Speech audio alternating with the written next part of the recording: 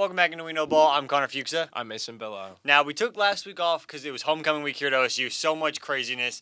I was honestly so busy. But now we're back into it. We're going to do a normal show where we're going to start off with NFL, recapping this past week, do a couple segments in the middle, and we'll get to college football at the end of the show. But if we're going to start off recapping the NFL week, we probably got to start with the craziest game of the week, which I don't think most people would have thought that was the case. Broncos versus Giants. In a game that I feel like probably most people thought, okay, Broncos just going to win. Like, you can move on, don't need to pay attention. Honestly, should have been a game the Giants won. But a historic comeback from the Broncos, 33 points in the fourth quarter. I don't know if the last time I've seen that many points scored in a fourth quarter. I didn't look up enough research to see if that's like the most all time. I feel like they would have said something if it was, but it's got to be top 3 all time probably for a fourth quarter. Down 19-0 at the end of the third. Go down 26-8 with 5 minutes left. Take the lead with 2 minutes left just to go back down 2 and then kick a field goal to win the game. It was just absolute cinema, absolute chaos. Great win for the Broncos, and if you're a Giants fan, it's hard to just kind of wrap your head around how you lost that one. Yeah, and I feel like mentally they kind of won the game with how they played, except in the fourth quarter. And I think that's on their defense. I think their offense looked amazing. I think Jackson Dart, he's really proven himself to be I wouldn't say star player, but a pretty good quarterback for his rookie season. Yeah. Well, and I mean, this game for me proved a lot more about Jackson Dart, and I'm a lot higher on him than I was before. Honestly, the first few weeks we've seen him as a starter, he hasn't really been unleashed as a thrower. He's been very much a runner. He's been running for over 50 yards a game. He's been getting like 10 attempts a game rushing. The Broncos, whether it was the game plan of the Giants or the game plan of the Broncos, they took Jackson Dart's legs out of this game. He had maybe 4 carries for 10 yards. Like, he really didn't do anything on the ground. But it was through the air. 283 passing yards, 4 total touchdowns against a Broncos secondary that has been the best in football this year. Like, that is impressive to me. And that showed me that if you're a Giants fan, again, yeah, you're pretty mad that you lost this game. But you have the future's bright. Yeah, and you're happy at what you saw, even though you lost that game.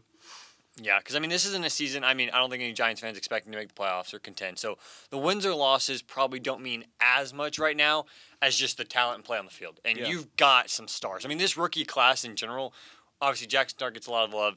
Scadaboo gets a lot of the love. You also got Abdul Carter. I mean, he hasn't quite lived up to it yet, but, I mean, he was a top 3 prospect for a reason.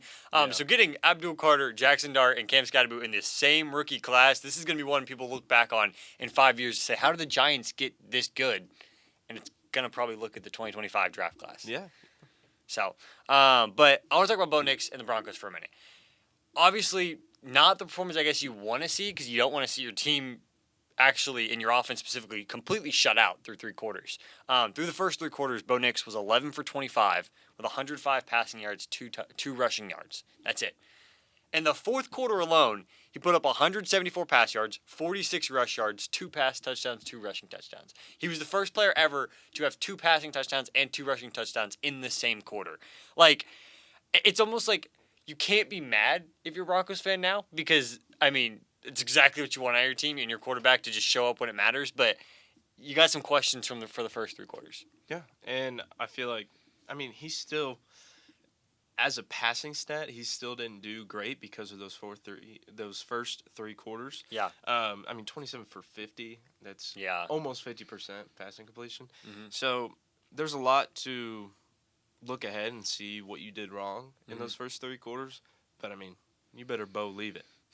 He did. He pulled out some magic. He pulled out Tom Brady magic in the fourth quarter. Yeah. No, this I've seen the meme of like Bo Nix in the fourth quarter is the Tom Brady like leaning down in that 28-3 Falcons game. And he really did. That was one of the best fourth quarter performances I've ever seen.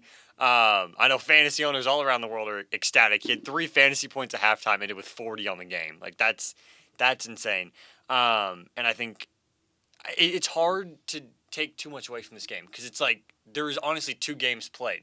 There was the first 3 quarters and then there was the fourth quarter, and for each team there's a good and there's a bad. And so right now I guess it's just kind of looking away like, well, I don't really know what came out of these teams, but I know the quarterbacks played well. Yeah, and you really liked what you saw out of J.K. Dobbins. 14 carries for 81 yards. That's pretty good. If you have him in fantasy, you're probably looking at it like, but that's just because he didn't get a touchdown. Mm-hmm. He looked really good as a solid running back for the Broncos, and I feel like they also have their receiving back in R.J. Harvey. Yeah. Um, He caught a touchdown. And then Cortland Sutton looked pretty good.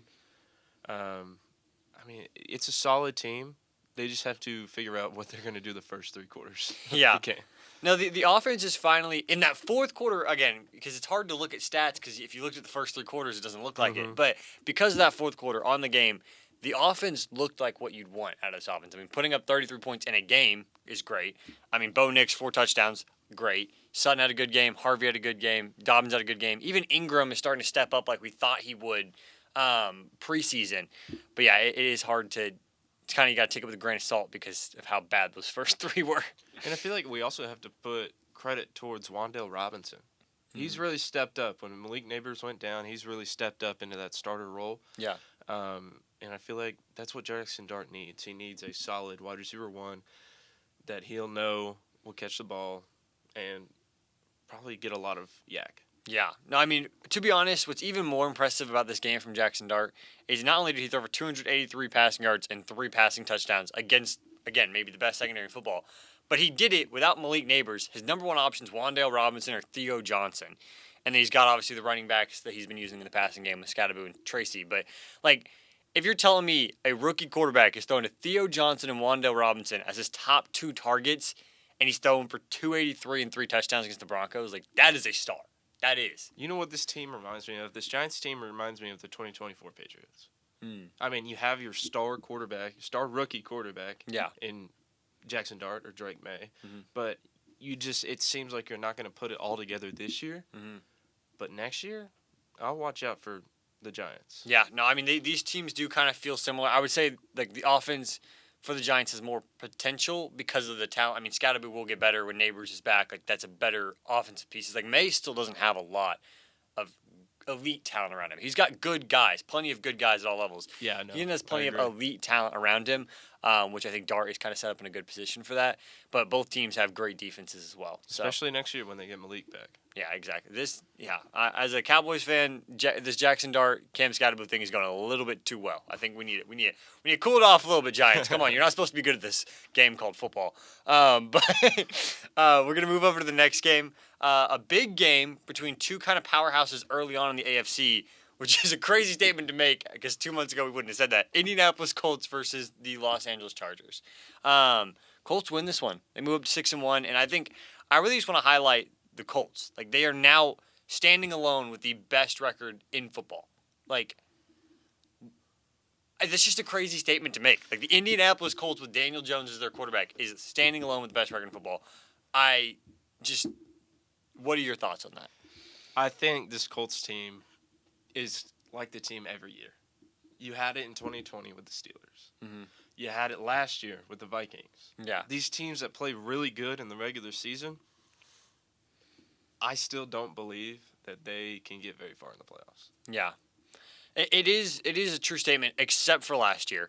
That the teams that usually start off the best kind of hit a wall. Like, I'm thinking of the Eagles like 2 years ago, where they were the last undefeated, and then they completely hit a wall and got first rounded. I'm thinking of, like you said, the Steelers a lot of years. That one year where they were the last undefeated, and then they hit a wall. Like, it's a lot of times that those teams that start off so high hit a wall, but then it's also kind of hard to say that because in last year, the Eagles were that, and then they won the Super Bowl. So it's yeah, but you could think of the Vikings last year. Yeah, Vikings did start. I mean, they had an amazing regular season. I know that's been your comparison for them all year, is the Vikings. And is that still what you kind of think, that this team might even get 13 wins somehow like the Vikings, but they're a first-round exit? I think so, especially in the AFC South. I mean, you can get a lot of wins in that division. Oh, yeah. And but I will give them credit. They have the best running back in the league. Oh, yeah. As we've seen so far. And, I mean, Daniel Jones is kind of doing something with nothing. Yeah. I mean, he's got Michael Pittman, but his next wide receiver is Alec Pierce. Tyler Warren. He has Tyler Warren, yes. Don't sleep on my boy. Like, Tyler Warren is a dog. But I do want to talk about Ornde Gadsden II. Oh, yeah. 7 receptions, 164 yards, and a touchdown. That I didn't even hear his name until this game. Yeah, I knew the week before he had he had 8 targets last week, and so I'd kind of heard a little bit about him, but no, I never thought in his career he'd ever put up a game like this. Oh, He yeah. just did. And I do want to talk about, I think what really set the Chargers back was their run game. Mm-hmm. I mean, their top rusher was Herbert with 31 yards. Yeah. I think. I mean, they're out of depth at that position. Mm-hmm. Like, they don't have, obviously, Hampton. They don't have Najee. Their number one's Kamani Vidal. He looked great against the Dolphins, but everyone looks good running the ball against the Dolphins. Mm-hmm. But also, I mean, I think a lot of that was Herbert threw the ball 55 times. They just got behind so early. Herbert threw 2 interceptions in this game. Both were early. And they just were sitting at about 14 points away the entire game. They'd score, make it 7, Colts put it back to 14. Score, make it 7, Colts put it back to 14. So really, it was just kind of the game script that Herbert just had to just sling it. And he did, 420 yards. Oh, yeah. And, like, that's what – and I mean, they're the perfect offense that, like, if there was any team that could survive without a running game, I mean, the Chiefs are kind of doing it. But it is the Chargers because they have the best pass-catching group probably in the league with Keenan Allen, with Johnston back, with Ladd McConkey, with, I mean, now Aronde Gadsden. They've got some pass catchers out there that can just easily at any given point all go for 10 catches and 100 yards. So, I think Chargers – I'm not too upset at the fact they lost this game. Like, I'm not overreacting that they went down. They lost this one, but it really is just another good win for the Colts. And I do want to mention something. Yeah, the Colts have a really easy record, so I agree they're probably going to get 13 wins. But it's not like they haven't already been tested. They beat the Broncos. Now you can debate that leverage call. They beat the Broncos. They've now beaten the Chargers. Their only loss is to the Rams. And I don't know if you remember, but that was the game where the Adonai Mitchell just complete sell, where he dropped the ball at the half-yard line, screwed over a touchdown, and then also when JT went to go hit the game-winning 40-yard run, Mitchell, who's completely out of the play, holds a guy, and they call holding on him. So the Adonai Mitchell sell, if he didn't play in that game, they beat the Rams. They only lost by 7. So they could very well be an undefeated team. They could. But obviously, I think 6-1 is good because if you want to give them the Rams one, you got to give them the Broncos loss. But I think I'm really high on the Colts. Like I know we talked about it yesterday. We're not doing playoff predictions till next week. This week we're gonna do some award predictions about midway through the season or midway through our show at least for the semester. But I have the Colts. I think still making that AFC Conference Championship. I had that hot take a couple weeks ago that one of the Jags or the Colts will be there. I'm not as confident in the Jags now, but I honestly still think the AFC's wide open. I think it's the Colts to take. Yeah, I just don't know how far I can believe in Indiana Jones. It's not even. I think the reason why I am not worried is because I don't even believe in him, and I still think this team can make it. That's because of JT. Because I think they are perfectly set up to be again one of those teams where like a bad quarterback makes the conference championship because everything else around them is perfect. They've got the best running back in football. Tyler Warren is just a gadget player that's looked absolutely amazing. Only going to get better as the season goes on. Pittman's been a good one. I don't hate Josh Downs as a 2 once he's back from concussion. And then the defense has been elite. Like they've had a really good defense. They are second in the league third in the league for turnovers forced. Like they're forcing turnovers at a high rate. Just against the Chargers this week, they forced 3 turnovers. Like if the defense can keep setting them up in good positions, if they can keep getting out in front in games like they've been doing, and then just run their football like they want to, they're not really gonna lose. Mm-hmm. Like. They're almost like a very foolproof team that when they get a lead, you're just not going to catch them because they've got a defense that's going to hold their own, and then you can just hand the ball to the best running back in football. Yeah. So I'm really high on the Colts. But now, before we wrap up NFL, kind of talk a little bit, or at least like the recap from last week, we're now 7 weeks into the season. So I want your opinion on who is the best team in the NFL so far, not projecting. Who's the best team in the NFL so far through 7 weeks, and who's the worst team in the NFL so far? And if you want me to go first, I can go. No, I can take this. After all I've said, I think when you look back at 2020, I would say the Steelers were the best team in the NFL through 9 or 10 weeks. Yeah. I'd say the Vikings were the best team in the NFL until the playoffs. Yeah. I'm saying the Colts are the best team in the playoffs, or best team in the league so far. Okay, yeah. Because like you just said, we're not trying to predict what they're going to do. We're just saying right now who's the best team, and I think it's the Colts. Now, again, I do think they're going to sell somewhere down the season, but right now, I think without a doubt you cannot say that the Colts are not one of the best teams in the NFL. Yeah, no, I mean I don't think that's a debate. I think you're 100% right in that assessment that the Colts are one of the best teams. However, they're not my pick. I know I've been talking up the Colts. It's weird we kind of switched here. Mm-hmm. I've been talking up the Colts a lot. But I think part of my Colts hype train is also I don't know. None of the teams in the AFC stand out to me. Like the Broncos are good, they have their flaws. Chargers are good, they have their flaws. Bills are good, they have their flaws. Ravens have fallen off. Chiefs have been there, like all over the place a little bit. They're looking a lot better though, recently, and so I think the Colts have a lot better chance to make a conference championship in the AFC. If you threw the Colts in the NFC, I don't think they stand a chance. Like, I really, really like those top 2 teams in the NFC. Top 3, if you want to count the Packers. I'm not as high on the Packers. It's between the Rams and the Lions for me.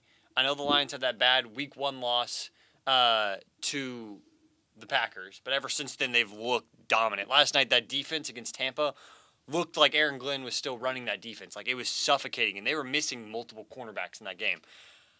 But that's not where I'm going. You probably know where I'm going. You know I'm a big Rams supporter on this show because I'm just really high on this team. It's the Los Angeles Rams for me. They've been the best team in football. They have 2 losses. One is to Philadelphia, the Eagles, the reigning Super Bowl champions, and that was on the 2 blocked field goals and 1 returned for a touchdown. That's how that game played out. So I really do think they were the better team for 90% of that game. We debated that game a lot when that happened. The tush-push drama, the field goal blocks. Rams played better football than the Eagles. They just did, unfortunately, lose that game. The one kind of notch on their resume is they've lost to San Francisco when it was Mac Jones. But it was an overtime game. It's a division game. It was a Thursday night game. I'm not putting much into that. But they've beaten Indy, who we've said is a really good team. They've handled business against every other team they've played. They beat Jacksonville, who, again, I'm kind of high on. Like, I like Jacksonville's defense. I like Jacksonville's team. They just demolished them 35-7. And I just don't really see a flaw in this team right now. They haven't even really been using the run game, but they've got 2 great running backs. Stafford's having an MVP-type season. Didn't even have Puka this past week, and it was no problem at all. And then that defensive line with Jared Verse, Byron Young, Fisk, all those guys, and the secondary has been a lot better this season. I'm currently saying through 7 weeks the team I've been most impressed with is the Los Angeles Rams. So, now I think the opposite is a little bit easier. Worst team in the NFL so far.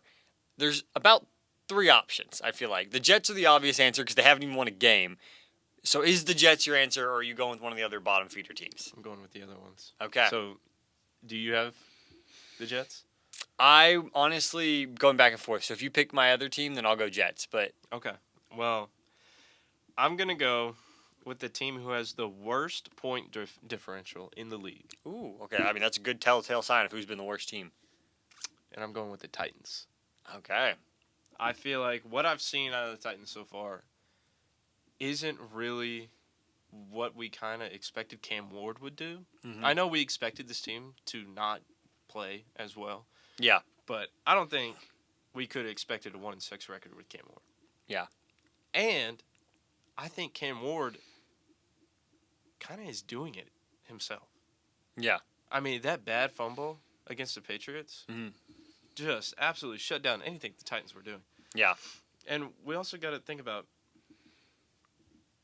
in this division, they cannot go anywhere. Because, like you said, you like the Jags. Texans, even though they don't have the best record, they've been playing pretty competitive football. Yeah. And then you have the Colts. Mm-hmm. And I feel like with those teams, I don't think the Titans can get very far, especially when you have to play them twice in a year. Yeah. So, yeah, 1-6 Titans, I don't expect them to maybe even get 3 wins this year. I mean, that's not honestly crazy to say because, yeah, they haven't looked anything. They haven't looked great at all. And that one win against Arizona was that one where they really shouldn't have. They were down, at least 2 scores, if not more, and they came back in that game when they shouldn't have. So, I mean, a good comeback win, but if that's your only win is against the Cardinals, who haven't been great this year, and I mean, I love it. You could say, I really wanted to say the Saints. Yeah. But, I mean, Rattler's not looking that bad. Yeah. He's not, he's throwing the ball well. He does make bad decisions. But if you put Rattler and Cam Ward in, the same conversation, I think Rattler right now has the better resume. Yeah. I'm going to go, honestly, probably someone you wouldn't have expected me to say. And I'm going with the Raiders.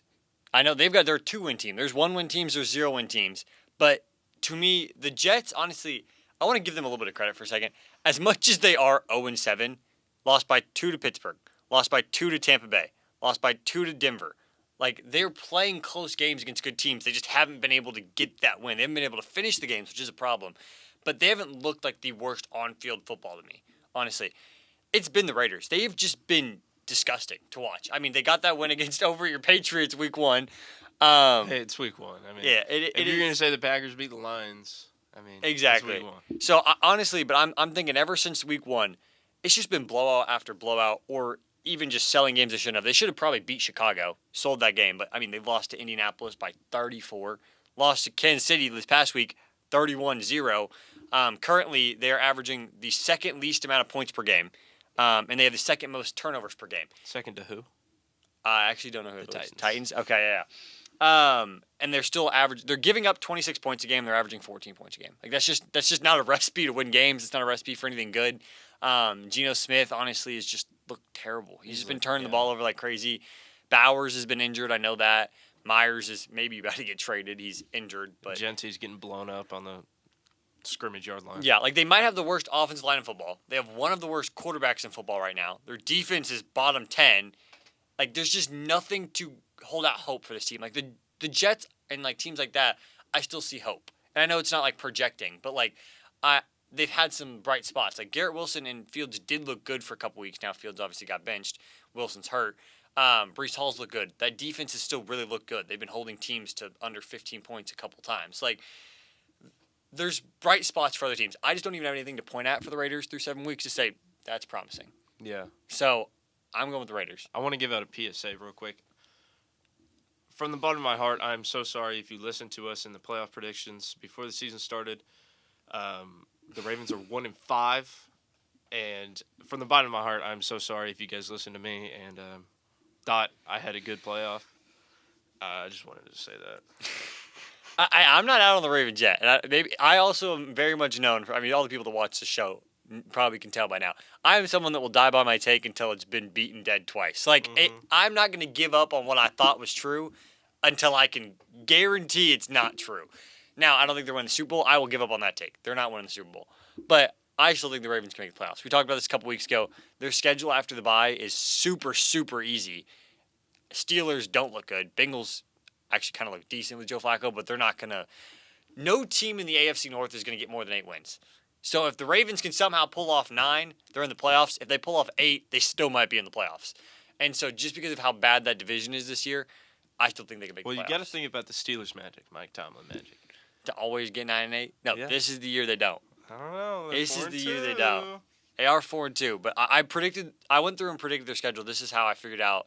Well, actually, I won't spoil my hot take yet. But I went through and predicted some schedules.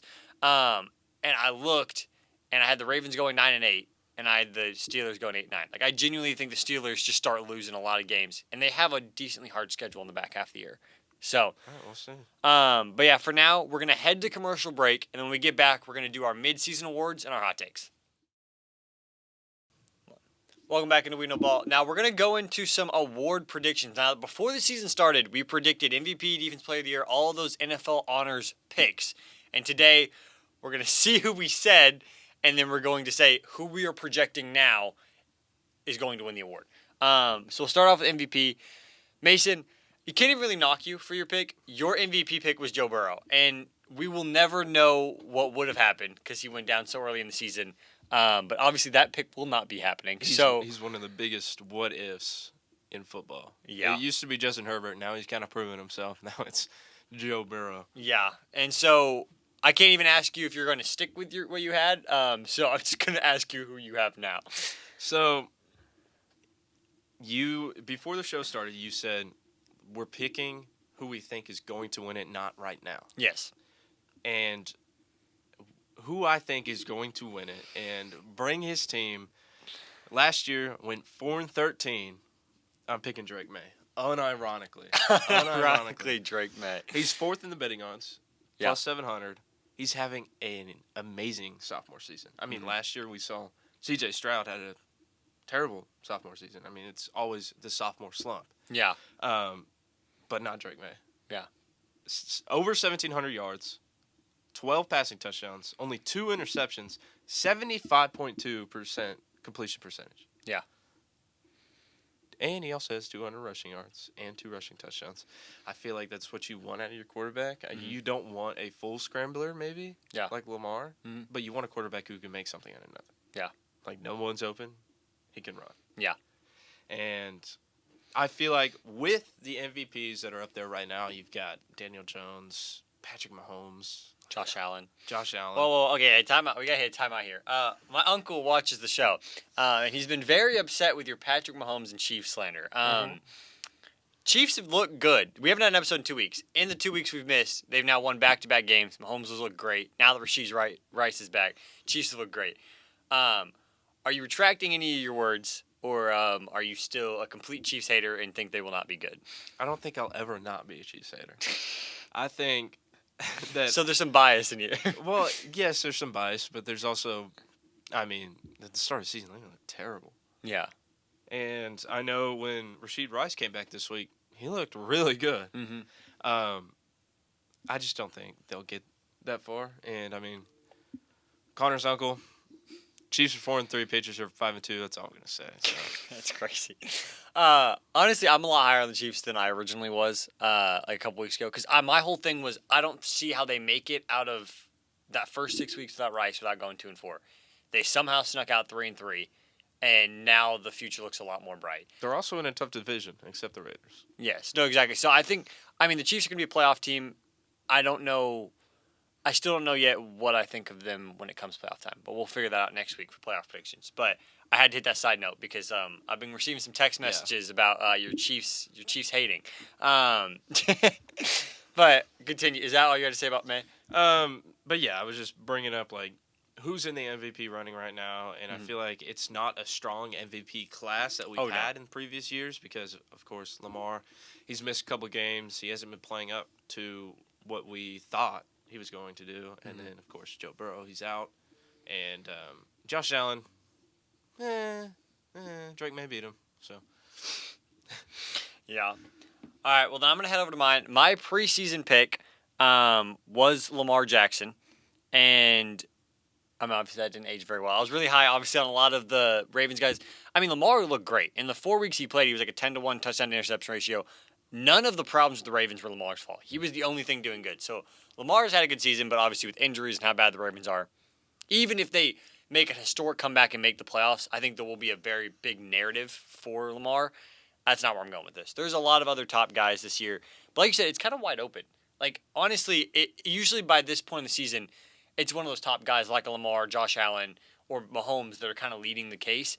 This year it feels like it's a lot of opposite. It's like the Bakers, the Daks, the Staffords that are leading the Daniel Joneses, that are Drake Mays, that are leading the case. So this might be a year where we get a different type of MVP. As much as I want to pick Dak, obviously, I'm realistic enough to know to say that he will probably realistic enough to say, this is a little bit biased, that he will have maybe the best quarterback season of any quarterback this year. But he's not winning MVP because his team's not making the playoffs. Like the Cowboys, I redid my playoff predictions for the NFC yesterday, and I didn't have a team. The 7 seed was 11 wins. Like it is a stacked NFC this year. Cowboys, if they're lucky, are getting 9. I think they can go 9-7-1. They're probably going 8-8-1.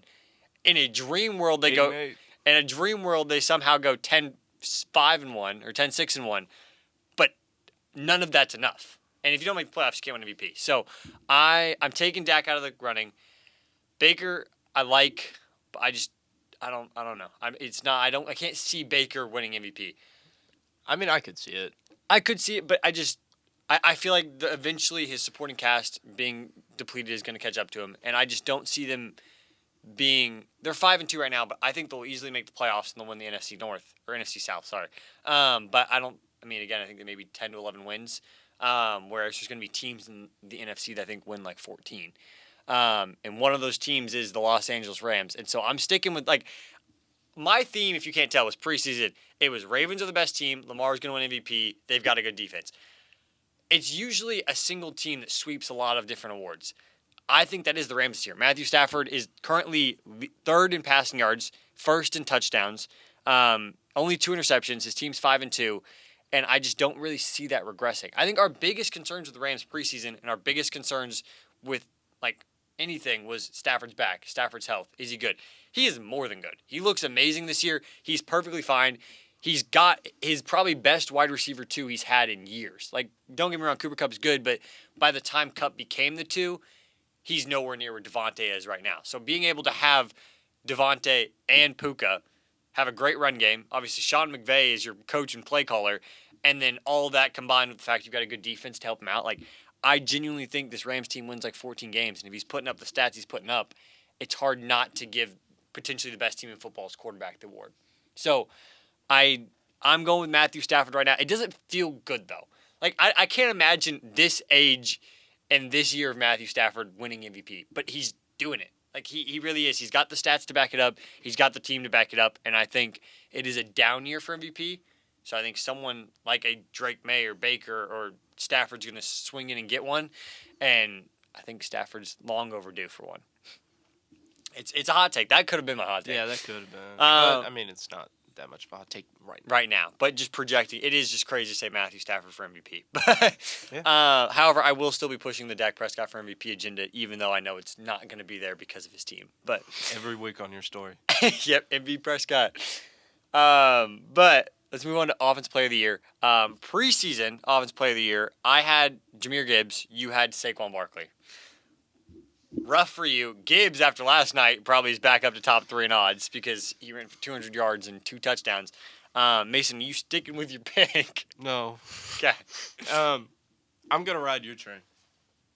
Your train of the Rams train. Oh. I'm picking Puka Nacua. Bang. For an Offensive Player of the Year. Of course, he missed last game. Yes. But with the stats he's putting up, he's looking like Triple Crown Cooper Kupp. Yeah. And I feel like I don't remember. Did he win MVP or Offensive Player of the Year that year? Cooper Kupp? Yeah. Yes. Okay. I think we're kind of seeing a repeat of that year with Puka. And, I mean, if everybody stays healthy on that team, I think he's just easily sliding through into that spot. Even with missing a game, he's still miles ahead. Yeah. No, I agree. I agree a lot. I worry because in recent years it's become more of a running back award outside of the triple. Like last year, Jamar Chase won the Triple Crown and still didn't get it over Saquon. But I do. But I mean, Saquon had like a historic. He also had, it was just a lot of historic seasons last year. So, I feel like with this year being more of a calm year for stats, I think Puka definitely. Yeah, I think. For me, my original pick was Gibbs. I think Gibbs is obviously still in the running, but to me, there's 3 guys at the top, and it was hard to decide between. It's Jonathan Taylor, it's Puka Nacua, and it's JSN. They all 3 have looked amazing and kind of separated themselves from the crowd to me. But projecting forward, obviously, y'all know I'm a big JSN believer, but I couldn't pick it. Puka, I think he'll put up the stats, but I disagree, and I don't know if he'll get the Triple Crown because of, I think, JSN or Chase right now are all 3. They're all 3 leading different stats. So I don't know if anyone's going to get the Triple Crown. And because of that, I think if you don't get the Triple Crown, they're not going to give it to a wide receiver. And the Offensive Player of the Year has kind of become the non-quarterback MVP award. It's not always just the best stats. It's who's the most important non-quarterback is basically what it's become. And Jonathan Taylor, we didn't talk about him in the MVP discussion because they just won't give an MVP to a non-quarterback. But he is the description of most valuable player. Like, he is carrying this Colts team, and if they go to 13 wins, he's going to be the reason they get there. Also, I just think there's a lot of wide receivers at the top that are close. There's no one near JT right now. Like, he has by far the most rushing yards, he has over 2 more touchdowns than the second best running back. He has over 150 more yards than the second best running back. He is just, I guess, a level ahead of every running back, maybe outside of CMC. But on pure rushing stats, he's got CMC by a lot. And so I think it's going to be Jonathan Taylor. Yeah, and I felt like it was pretty hard to decide between Jonathan Taylor and Puka for me. So it's definitely not a bad pick for you. Yeah, it is. Honestly, there's a lot of talent this year at the top for Offensive Player of the Year. I mean, again, Taylor, Nacua, JSN, Chase with Flacco now is looking like he could be in contention. And then CMC, I mean, we didn't even talk about him. Looked amazing. He's been the best dual threat. I mean, he's got the wide receiver stats of some wide receiver ones and still the running back stats of a lot of running back. Like, it's a lot of great players. If he stays healthy. Yes. He'll definitely be in the conversation. Yep. But now, let's move over to Defensive Player of the Year. Now, preseason, you picked Aiden Hutchinson. Preseason, I picked TJ Watt. I was a lot higher on the Steelers defense. The unction is not working for that defense. they are too old, too washed. Most of those guys. I'm not saying Watt is, but like that defense isn't good enough. And honestly, a lot of times Defense Player of the Year is a kind of team award with your best player. So, are you sticking with Hutchinson? I am. Okay. I am. He's got four forced fumbles. Mm-hmm. He's got 6 sacks and 14 total tackles. And I think a stat that's not really talked about a lot, he's got 12 quarterback hits. That doesn't mean a sack. That just means he disrupted something with the quarterback. Mm-hmm. And I feel like that's a really important stat if you're on the defensive line. Yeah. Because that means you're getting through the pass rush, and even though you're not getting the sack, you're getting to the quarterback, which is so important in this league, especially with these quarterbacks who can run around the pocket and just make something out of nothing. I think that's really good, and that's really what you want to see at a defensive end. And I think he's just in the best running. He's got the best support staff around him, and I feel like with his track so far, 4 forced fumbles in the first 7 weeks, that's really good. That is insane. I mean, what? He's on pace for what? Is that about like 11 forced fumbles or something like that? That's really good. And also 6 sacks. Yeah. I mean, you cannot knock those sacks. So, yeah, I'm going Hutchinson. Yeah. I'm going to be honest, I'm right there with you. I'm on Aiden Hutchinson. I've jumped trains, obviously, again. Why? Just that defense isn't good enough to help him out like I thought it was. I'm going Hutchinson. I do want to shout out Brian Burns. He's looked amazing for the Giants so far. I think preseason, we'll get. I talked about Defensive Rookie of the Year, Abdul Carter, and it was because of how good that Giants defense is and how good that Giants defensive line is. It should open up opportunities for Carter. It's been kind of the opposite. It's opened up the opportunities for Burns. Lawrence, Alexander, Thibodeau, all those guys have opened up opportunities to where you can't really double Burns, and he leads the league in sacks right now. 9 sacks, 12 tackle for losses. He's looked amazing.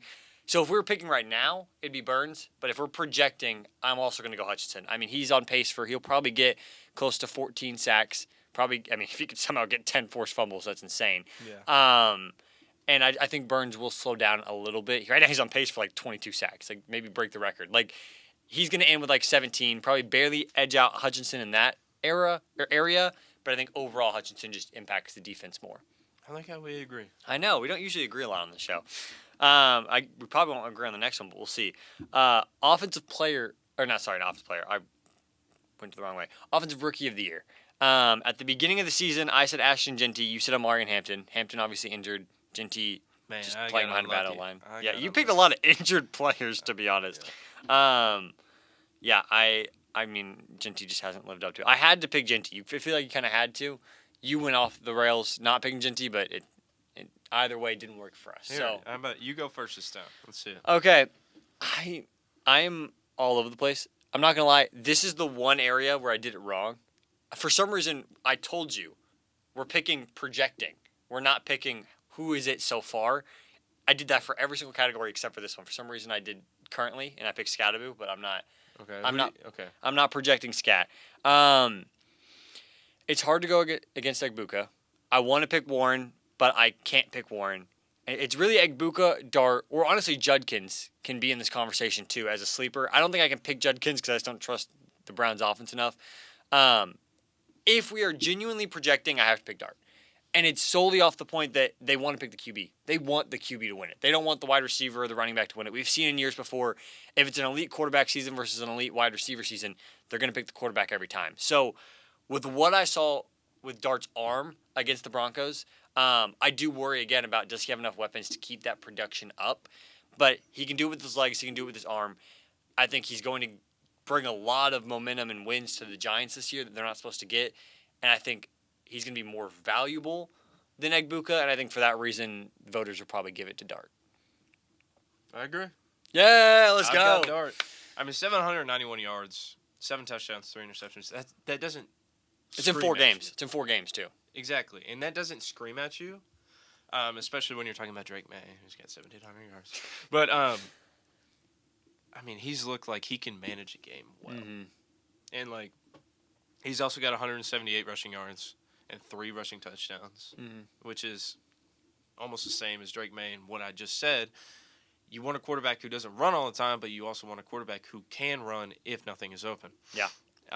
The only thing I'm really kind of worried about is his completion percentage. Yeah. I mean, 60.2. It's not good. It's not that good. But I agree with what you said. If it's going to be either a quarterback or a receiver in the conversation, if it's Jackson Dart and Egbuka, I think they give it to Jackson Dart because it's a quarterback league. Yeah. Well, we're on the same page. Let's see if we can keep it rolling. We're not going to project Defensive Rookie of the Year today because it's just, honestly, no one's really necessarily stood out yet. That it's just kind of going to be off vibes, and I don't really want to pick that. Our initial picks were all Abdul Carter. He's still pretty high on the odds. I don't think he's 1. I think he's about 5. But Coach of the Year, that's the last one we're going to pick today. And Mason, preseason, you picked Mike Vrabel. Preseason, I picked Mike McDonald. Are you sticking with Vrabel? And I feel like I already know your answer. Okay, I do want to say this real quick. The top betting odds for Defensive Rookie of the Year is Jahad Campbell. Oh, dang. That linebacker out of Bama. Mm-hmm. And then it's Abdul Carter. Yep. And then Nick Imawari. For Seattle, right? I don't remember. I believe he's Seattle. I do remember he was from South Carolina, and you were high on him, I think. I was really high. Yep, he is Seattle. Because I loved that Seattle draft class. Like, that Seattle, I still love that Seattle draft class. They did a great job this year. Yeah. And I think there's the linebacker for the Browns, Carson. I don't know how to pronounce his last name, but he's from UCLA. He's also up there. He's had a pretty good season. So there's been some guys that have done decent, but it's not like the Offensive Rookie of the Year case where there's just some guys coming in and making an impact quick. So we're going to do Coach of the Year as the last one we're going to pick today. I'm assuming you're sticking with Vrabel. Oh, did I pick Vrabel? Yes, you picked Vrabel. I'm so good. Yes, I'm sticking with Vrabel. 5-2 for the Patriots. Last year they went 4-13. He's already got more wins in 7 weeks than last year's team. Mm-hmm. He's doing something with something. Yeah. It's something with nothing, but he's got something. Vrabel, he's looked like a really good coach. He's a really good scheme fit for this Patriots. I know he played for the Patriots. It was in conversation for a while after Belichick got fired. Mm-hmm. Was he going to be the next head coach? And I feel like he's really taken the mantle well. Mm-hmm. He's leading this team. He's a player's coach, just like Dan Campbell. Mm-hmm. He's a player's coach. He wants his players to succeed. He puts them in positions to do that. And I mean, the resume speaks for itself. Yeah. No, I mean, I think either he's the betting odds favorite or he's second right now. Would you know if he's the favorite? I think he is the favorite. He is the favorite. Yeah. Yes. I mean, it's a great pick. Preseason, I picked Mike McDonald, and it's hard. I want to stick with that. This is probably my best pick outside of the Carter one preseason that I had. I think it's very real. I think right now in my rankings, McDonald's third. What? It's Shane Steichen. Yep. Is leading, and then it's Mike Vrabel. Okay, yeah, and then Mike McDonald's fourth. Mm-hmm. Yep. So Mike McDonald's a guy I want to stick with because I really believe the Seattle team's making the play. I said preseason I'm picking McDonald because if Seattle can somehow make the playoffs, losing all their wide receivers, bringing in a new quarterback in Sam Darnold, and then the defense stepped up under McDonald's system, he'd be Coach of the Year. All that's happened, but I can't pick him because of the other guy you mentioned, Shane Steichen. The Colts just have had a generational season out of nowhere. And I feel like a lot of time Coach of the Year is just who overexceeded expectations the most. Patriots were a borderline probably playoff team projected. If they win the division, I think it really is Vrabel. But if Bills somehow win the division, I don't think he gets it. Same thing with Seattle. They're a borderline playoff team. They'll probably end up being a borderline playoff team. For the Colts, they were picked third or fourth in that division. Preseason, I picked them as like a 4-win team. A lot of people, I think their win total for Vegas was 4.5. And they're already at 6, and they're going to end with maybe 13 and maybe the 1 seed in the AFC. Like, all of that combined, I think if I had to project right now, it's going to be Shane Steichen because I just don't see the Colts slowing down, at least in the regular season. And I think we both agree with that, at least. So yeah, I mean, it's a good pick. But, I mean, when we talk about the Colts, I don't think we really bring up Shane Steichen that much. No, we don't. He doesn't get a lot of love for we what's bring happening. up Daniel Jones, Jonathan Taylor, sometimes Downs or Pittman. But, yeah, we don't really bring up Shane. Yeah. So, I mean, I think when you think of the Colts, you think of, okay, Daniel Jones, Jonathan Taylor. When you think of the Patriots, you kind of first go to Mike Vrabel. Yeah. And, I mean, that's not bashing what Shane has done. I'm just saying, like, bigger names get the award. Yeah. No, that is true. Honestly, you are right in the sense that Vrabel might get it off his name. But I think an underrated part about Steichen is a lot of times we talk about this Colts, we're talking about the offense because we're talking about that's the flashy side. But this defense has stepped up a ton, and Steichen's the defensive play caller. He is the guy. He's more of a defensive-minded head coach, and I think the defense has stepped up so much to become. That's almost been the biggest surprise. We knew what they had in JT. We kind of knew what they had in Tyler Warren. Obviously, Daniel Jones is a surprise, but the defense, not much change, and they've become elite. And I think that's a lot because of Shane Steichen. So definitely one of those two options, maybe Mike McDonald. But let's get into the hot take to wrap up NFL, or technically, I've opened it up to you recently. If you want to do college football hot takes, you can. So are you doing college football? Or are you doing? Okay, then I'm gonna go first because I'm still in the NFL vibe. I've talked a lot about Mike McDonald. I've talked a lot about the Seattle team. I really like the Seattle team. I've talked a lot about the Rams. I like the Rams. I haven't talked about the 49ers. I like the 49ers. I redid my playoff predictions yesterday, and you haven't seen what's on my screen, have you? Okay. Just guess my win totals for those three teams. Rams, Niners, and Seahawks. Same division. Yeah. So it's not going to be that high. I mean, I kind of leaked my Rams one earlier. I don't remember. Okay. I'm going to say Rams 12, Seahawks 10, Niners 9. They all three had 12. Wow. Rams at 14. Sorry, take that back. Rams at 14. I think it was 13 or 14. I can't remember which one it was. Actually, no, I don't pull it up anymore. My hot take is that all three of these teams will get 12 wins. They're all 5-2. They're all sitting at 5-2. So really, that means they all have to go 7-3 in their last 10. I think they all maybe get one on each other, but the Seahawks have a really easy schedule, honestly, because they were lower in the division last year, and then the Niners have the easiest schedule in football. So outside of the divisional games against each other, which they've already played each other a couple times, and they get to play the Cardinals. Yeah, and they get to play the Cardinals. I think they each have already played each other once, so they just have to play each other again. So let's say they 2 losses for each of them. If they all lose to each other once, which that's not even the case because some of them have already played. I can see a lot of these teams going 8-1 in the other 9. Okay. 7-1 in the other 8. Let's talk about this. So you have all three of them making the playoffs. Yes. Correct? So that's 3 playoff spots for one division. What division is it taking away from that second spot? NFC East isn't getting a second spot. Commanders and Cowboys are not good enough to get a second spot.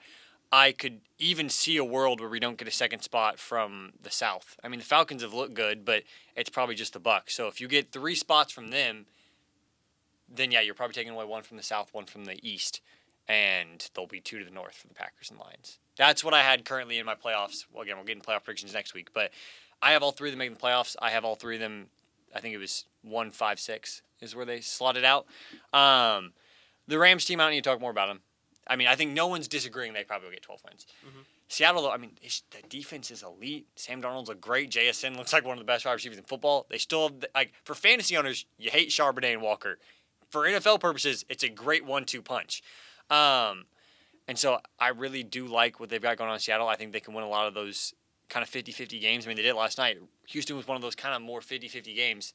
They handled business. And the Niners, I don't think there's a lot of debate there. Now that they're starting to get healthier, obviously no Warner and Bosa for the rest of the season, but they're starting to get healthier. And on top of that, they have the easy schedule in football. So it kind of all lined out perfect. I don't know. I wasn't planning on that being my hot take, but when I saw it, I was like, well, that's hot. 12 wins for 3. Last year in the NFC North, we saw a 14-win team, a 13-win team, and the Packers were 11, I think. So we got close to this number, but I don't know if we've ever seen 3 12-win teams in a conference or in a division, but I think we get it this year. So now, transfer over to college football, change our minds. We're on college football now. What's your hot take? Okay, so when thinking about these hot takes, I'm not really good at creating hot takes. Connor's brain, every day he's thinking of a hot take. I only think in hot takes. I just think aggressively. I don't know. So when I come up with these hot takes, and Connor told me this as advice, just look at the AP top 10, right? Mm-hmm. And just see what you think is going to happen in these top 10 teams. Because a couple of these teams aren't even making the playoffs, probably, with how the college football landscape's been shaken out. And that's what my hot take is about. Okay. My hot take is Georgia will not make it past the first round of playoffs, and they probably won't even make it. I love it. With this stacked SEC division, you have Texas A&M, undefeated. You have Bama, who's looked really good and beat Georgia. Yep. You have Georgia at the 5 for top 5 teams, and I'll get back to that. You have Ole Miss at 8, even though Georgia does have the head-to-head now. Georgia does have the head-to-head, but it was a really, really close game. Mm-hmm. And then you have Vandy at 10. Mm-hmm. Vandy, the sneaky team. I told y'all, sneaky team. They already got that one win. They're not going to get the one loss, but they're not going to get the next loss. I don't know. We'll get the predictions later. They play Mizzou. But also, you have Mizzou at 15. You have Tennessee at 17. You have LSU at 20. They do have the head-to-head with Tennessee as well, but then LSU at 20, yeah. And you have Texas at 22. So what you're kind of saying right now is they probably can't. I mean, the AP poll will try, or the college football playoffs will try, but they're not going to give more than 4 or 5 spots to the SEC. And you're saying, obviously, I think everyone agrees that A&M and Bama are probably better. I think Ole Miss, I still kind of agree, is better. So you're just saying one of those other teams might take that 4th spot from them. Yes, and I even said, like, if they make the playoffs, they won't get past the first round. Yeah, and that I think I heavily agree with. So, and I mean, they still could play in the SEC championship game. Mm-hmm. I mean, we obviously cannot rule out the A&M crash and burn that they always get. But this Georgia team will crash and burn with that defense that they have. Their defense is a big talking point, and this is the reason why I don't think they'll get past the first round of the playoffs. This defense, passing yards per game, they led up 234.2. That's 79th in the nation. You also have 0.8 takeaways per game. That's 96th in the nation. They're not causing turnovers. Ain't that Georgia D no more. Yeah, they're not causing turnovers. They can't defend the pass well. They can defend the rush well, but a lot of these college teams, they love passing the ball. Yeah. Especially these SEC teams. These SEC teams, you're not talking about how they have this one really good running back. You're talking about how this quarterback, Marcel Reed or Ty Simpson, and you're talking about the receivers, Ryan Williams and whoever the A&M has. Concepcion, I think so. We're talking about wide receivers? Yeah. Yeah, Concepcion and Mario. So you have all these good players on your passing game, and when you have a good rush defense, but not a good pass defense, in this whole nation, I feel like every team is passing the ball. Yeah. So, especially the top teams, the teams that are going to get in the playoffs, the teams that will play Georgia in the first round. Yeah. I think they will not get it past the first round. Yeah. Or even make it. I agree. I agree with the second part. So I did just look up Georgia's schedule, and they honestly have a really, really easy schedule. So I think they will make the playoffs because, I mean, even if they lose one more game, I don't think they miss as a 2-loss team. And, I mean, they got Florida, Mississippi State. Florida without their head coach. Then Mississippi State, Texas, Charlotte, and then Georgia Tech. Which, I mean, Georgia Tech's a good, but that could be their one loss, and they'd still make it. So I think they will make the playoffs, but I agree. I like all the other top teams ahead of them. So, yeah. I mean, they shouldn't have won that Tennessee game. Probably shouldn't have won that Auburn game for the officials just continually hating Auburn. So, I like it. It got me heated. Come on. Yeah. Well, you got time to cool down. We're going to head to commercial break real quick, and then we'll do our college football pickup. Welcome back into We Know Ball. Now, Mason has some time to cool down in the commercial break, but he might get fired right back up when we get to that Mizzou-Vandy game. But we're not starting there. We're going to do our college football pick'em. This week we only got 5 games because we've already yapped a little bit too much on this episode. We're going to start off with Ole Miss versus OU. 2 top 15 teams. OU's kind of been skidding a little bit these past couple weeks. They got a win last week. And Ole Miss obviously suffering a loss to Georgia. Who do you got in this one? I've got Ole Miss. Yeah. I think in that Georgia game, they looked really good. OU, kind of on the backslide. They're kind of falling off. Mm-hmm. With that loss to Texas, and, I mean, they're just not looking good. John Mateer, his Heisman season is kind of down the gutter. Yeah. And I think OU does have a really good defense. Mm-hmm. They've let up the least amount of points per game in the SEC. Yeah. But this Ole Miss team, I've liked what I've seen out of them. Mm-hmm. I mean, they don't really have the star power like a Jackson Dart anymore. Yeah. Trinidad Chambliss has been really, really good. Exactly. I was about to say, I forget the quarterback's name a lot. That is fair. But I know he's playing good. Mm-hmm. And I know this team has been playing good. So I've got Ole Miss. Yeah. This one was hard because it's so hard to erase what's happened with OU these last 2 weeks since Mateer's been back. But then it's also hard to erase everything before he got injured. Like, this defense is one of the best defenses in college football. Mateer, at his best, is maybe the best quarterback in college football. He's got some good pass catchers. They don't really have a run game, but, like, I'm not too worried about that. But I think I just have to look at what have you done for me recently. And since Mateer's been back, whether he's not 100% healthy or whether it's just he's kind of struggled more recently, that offense just hasn't been what it needs to be able to knock off a top 10 team in the nation. Whereas Ole Miss, yes, they just lost Georgia, but they look good on all levels, and they were winning for most of that game until kind of not actually fumbling, but fumbling down the end of the game. So I'm going to go Ole Miss. It's hard. If OU can come out and play their best football, I really do believe at home they can win this, but we haven't seen them play their best football since pre-Mateer injury. So I'm going Ole Miss. Next game, we're going to Group of 5. Maybe one of the most impactful Group of 5 games of the season, USF South Florida versus Memphis. Now, Memphis coming off a loss, USF coming off a big win. What do you got? Well, I want to go back to that UT USF game. Mm-hmm. UNT. I think I said that. Yeah, you said UT. Yes. UNT versus USF game.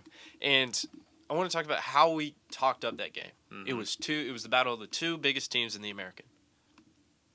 USF crushed them. Oh, yeah. Crushed them. Mm-hmm. And that's something we didn't expect. I picked UNT. I didn't pick it on that show, but I picked UNT.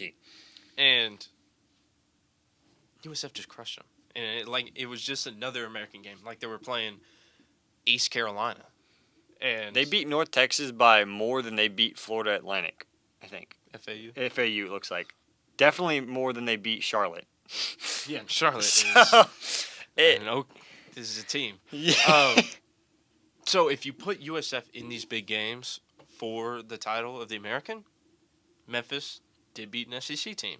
Was it an Arkansas team that was about to fire their head coach? Maybe. But that Arkansas competed against A&M this past week. They did, but that was with Bobby P. Not Sam Pittman. Yeah. I'm going USF. Yeah. Big game. They always compete in those big games. So, and with your only loss being to Miami. Yeah. I think you're doing pretty good. Yeah. Now, this has been an episode we weirdly agree a lot. This is usually not what happens. Again, maybe next game will change that. But I'm also going USF, and I'm not really going to touch too much into it. I just agree with what you say. I mean, that UNT game proved to me that this USF team is legit. Byron Brown's been a really great quarterback, really, really good dual threat. I mean, they just haven't even been winning games close. Like, they've actually just been dominating every. I mean, if you look at their won by 27, won by 2, lost that big game to Miami, then won by 49, won by 28, won by 27, won by 35. Well, the 49 was against an FCS team. Yes, but against every other team they've been facing, and Boise State, who's a pretty good team, they've been winning by almost over 27 a game has been the average. Mm-hmm. And so I think they're going to dominate again. I don't even know if this one will be close. It looks like, by what we've seen recently, it's not going to be. So, now, the next game, maybe I should have saved this to last, but because we could go for 30 minutes on this, but we'll have to keep it quick. Mizzou versus Vandy. Now, everyone that's been watching the show, y'all know 2 weeks ago, our hot takes were he thought Vandy was going to make the college football playoffs. I said Mizzou was going to make the college football playoffs. And we both said they were going to beat Bama. We have since been wrong about the Bama take. They both lost to Bama, but Bama looks a lot better, I think, than either of us would have thought. But now, honestly, a lot of their college football playoff hopes lie on this game. Who can win? Who can win here in Vandy? College game day is going to Tennessee. Mason, I feel like I know who you're picking, but why? More why, because I feel like I know who you're picking. Okay. My why is my sweet baby boy Diego. I knew you were going to start that. I mean, Vandy has looked really good. And if you put these losses, so let's put Bama, Vandy, and Mizzou. Mm-hmm. Their losses, they each have one loss. Vandy and Mizzou have lost to Bama. Bama lost to Florida State. Florida State has looked garbage ever since. Yeah. And I think if you're thinking about, like, okay, well, Vandy lost to Bama, who lost to Florida State, that means Vandy's worse. But it's also like this Bama team is way better than the Florida State team right now. Bama just had a bad week 1. I think that's what everyone's realized. Like, so when you take those losses, I think it's Vandy and Mizzou have a better loss than Bama. Mm-hmm. So that's just harping on what I think they're going to make the playoffs. But in this game alone, I think Vandy. I mean, Mizzou, like you just pulled up, they only beat Auburn by 6. It was double overtime, so they really didn't even. Exactly. It wasn't even that. And I think this Vandy team, besides Bama, they've been kind of crushing opponents, especially in the SEC. Yeah. So I feel like when you put a team who's barely squeaking by against Auburn's, I think you got to take the team that's been crushing. Yeah. Now, if you want me to be completely honest, again, we talked about this earlier. I don't know how to give up on a take, so I am picking Mizzou. But if I'm going to be completely honest, I think Vandy's winning this game. Like, Mizzou, these past couple weeks, honestly, has looked good, in my opinion. Like, they haven't looked bad. Against that Bama game, they only lost by 3 to Bama. I mean, Vandy lost by 14. But, what's it called? Last week against Auburn, I mean, I'm really high on Auburn, so I'm not really looking too much into the fact that they went to overtime with them. This is an Auburn team that should have beat OU. This is an Auburn team that should have beaten Georgia if it weren't for the refs. So I'm not really batting an eye at the fact they went to overtime with Auburn. What I am batting an eye at is Ahmad Hardy has just completely disappeared. The number one rusher in the nation through the first 5 weeks of the season, again, and you pointed out they weren't playing that great of competition. Second he's entered SEC comp. He's had 2 bad games in a row. I mean, last week against Auburn, 24 carries, 58 yards. Sold you your bet. What? He did sell my bet. I had a parlay on him, and it did not hit. So I'm going to give the case for Mizzou to win this game, and I'm going to say they're going to win this game, but I think we all kind of know where I'm thinking right now. And it is, if Ahmad Hardy can figure it out, I mean, he is one of the best running backs in the nation. He looked it. It wasn't, I mean, yes, he was facing worse competition, but it's not like he was putting up 100 yards. He was putting almost 200 yards in some of those. Like, he was going crazy. I still love Bo Pribula and what I've seen out of him. And then still, Mizzou has they're no longer the number one run defense in the nation, but they're still top 10. They still have one of the best run defenses in the nation, which I think, again, can make Vandy one-dimensional. I mean, they did it, but I don't know. I'm not gonna lie. I'm just gonna say I pick Vandy. I pick Vandy. I can't do it. I can't convince myself of I was Mizzou about to winning this give one. you props for one thing, and I was gonna say like Ahmad Hardy might go off this game. Yeah. Because Vandy's run defense is not that good. I mean, against Bama, Miller he had 22 carries, 136 yards, and a touchdown. Yeah. They don't have the greatest of run defenses, but I mean, no. You said it. Yeah, you said it. So hey. I can't believe I did not think that's what I was going to say coming onto the show. But, I mean, I got to be honest. Pavia's looked better than Pribula. I love Pribula.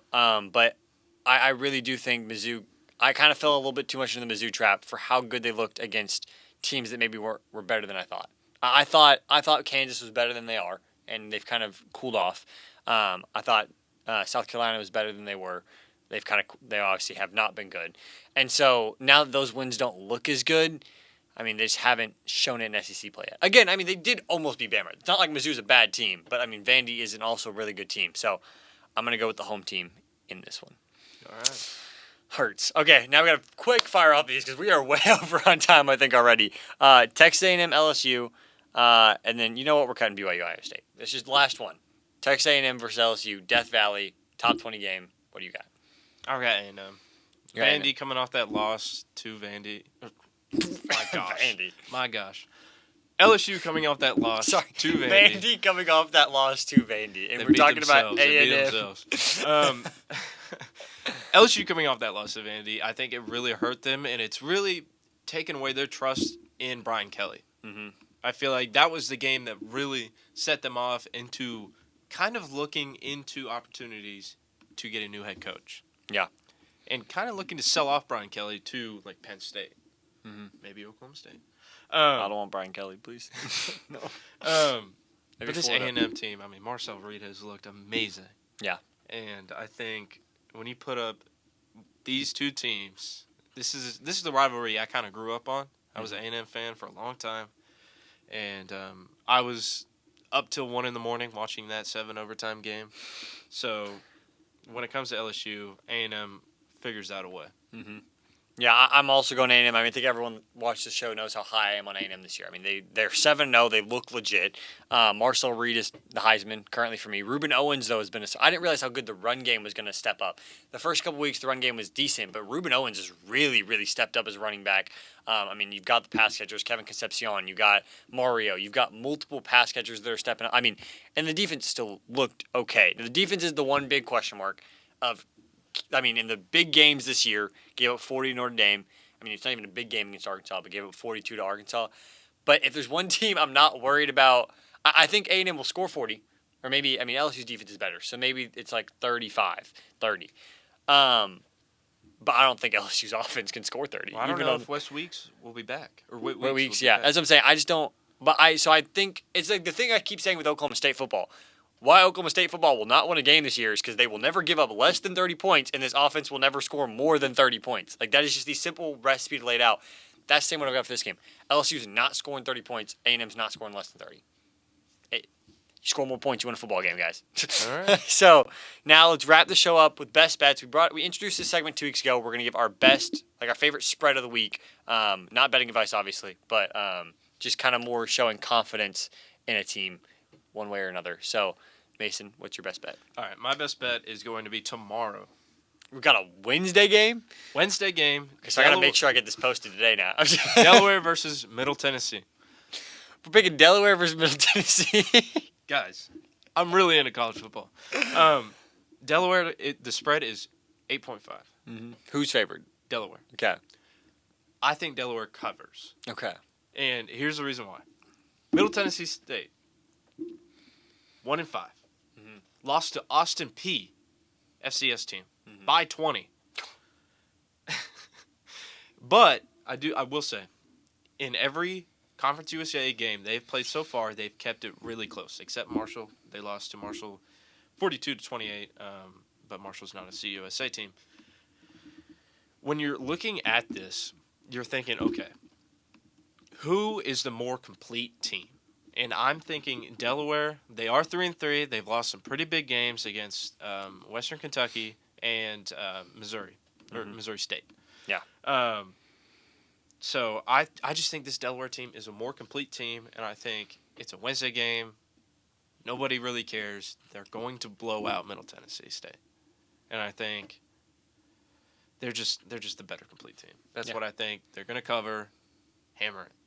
I'm not even going to comment on it because I do not. I will say it's a show about we know ball. I do not know ball when it comes to Delaware Middle Tennessee football. I'm going to go with the bigger name team, probably maybe the biggest name team in football. I'm going with the Alabama game. So Alabama is currently a 13.5 point favorite against South Carolina. Alabama is a team I want to hate. Like you talked about the Chiefs earlier. Bama's that for me. As a kid growing up, I was never that huge of a college football fan. All I knew is I just wanted to see Bama lose because they won every year.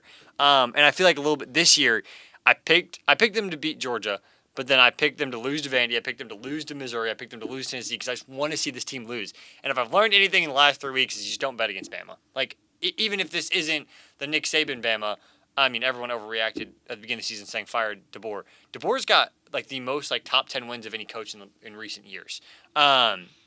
He's been absolutely doing amazing with this team. Ty Simpson looks like a Heisman candidate. And on South Carolina's side, the spread's 13.5. So I'm saying Bama will win by 14 or more points. South Carolina just lost to an OU team that we say has kind of been skidding a little bit by 19. They lost to Vandy by 24. They lost to LSU by 10, Missouri by 9, so they kept those games closer. But I really just do believe, whereas Bama on the other side, they beat Vandy, again, South Carolina lost to Vandy by 14. Bama beat Vandy by 16. Now, we've talked about how you can't do direct comparisons like that. But in this scenario, I kind of feel like it does. Those were like in a span of 3 weeks. That a Vandy team that was good enough to dominate South Carolina was a team that got beat pretty convincingly against Bama. Wisconsin's not a bad team. Beat them by 20.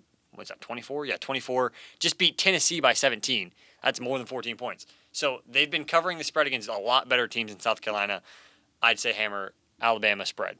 But I don't know how long this show has been. I think we're over an hour and 10. But that is all for this week's episode of We Know Ball. Next week, we're going to continue the college football and the NFL content. We're going to do our playoff predictions in that episode. This week we'll do the award predictions. Next week we'll do playoff predictions. But for now, that's all we got for this week's episode of We Know Ball.